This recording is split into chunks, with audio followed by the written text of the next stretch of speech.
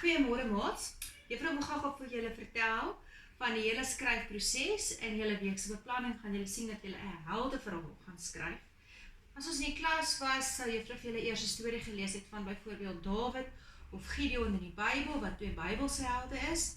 Maar nou maak ons 'n nuwe plan, omdat ons nou nie by mekaar is nie.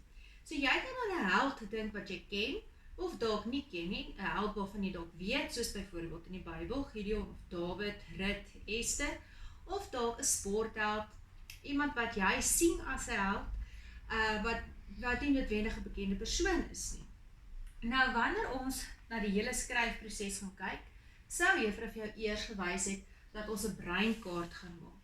Dit is 'n tipe van 'n raamwerk, dat ons net ons gedagtes agter mekaar kry oor waar gaan ons begin en waar gaan ons eindig en wat wil ons regtig waar sê. So 'n belangrike vraag wat ons gaan vir onsself gaan vra is, wie volgens ons is ons held, oor wie wil ons skryf?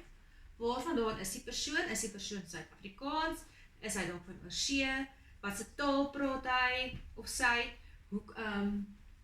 waarom, is die volgende vraag, waarom is hierdie persoon jou held? Wat laat jou dink hierdie persoon is held? Watter eienskappe is volgens jou belangrik dat iemand 'n held moet wees? Wat doen hierdie persoon van jou, wat hom of haar 'n held maak? As ek nou dink aan ons ander werk, sou julle nou 'n bietjie videoetjies kyk oor meneer Nelson Mandela, en dat hy 'n held was, as gevolg van die goed wat hy gedoen het. So 'n held kan iemand wees wat alreeds oorlede is, maar het kan ook iemand wees wat steeds leef. En dan, baie kere wanneer ons oor 'n held wil praat, is daar baie goeders wat ons wil sê.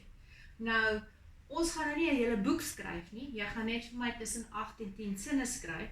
So, dink mooi, wat wil jy van hierdie persoon vir ons vertel?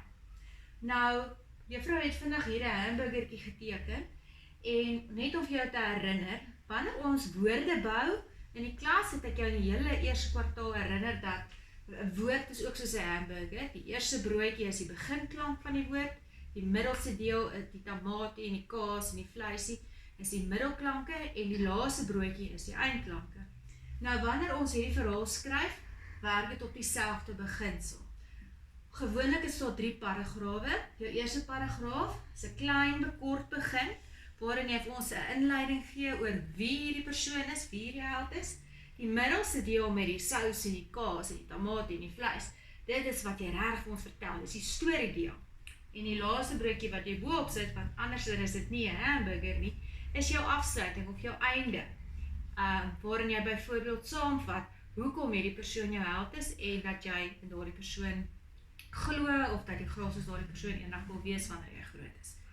As er enige verdere vrae is oor hierdie verduideliking, of oor hoe jy dit moet skryf in jou boek, is jy welkom om juffrou te kontak. Onthou, 'n baie belangrike ding, wanneer ons paragrawe skryf, nommer ons nie die sinne nie. Dit is so slangetjies skryf, waar die een sin stop, gaan ons aan met die volgende sin. Lekker skryf.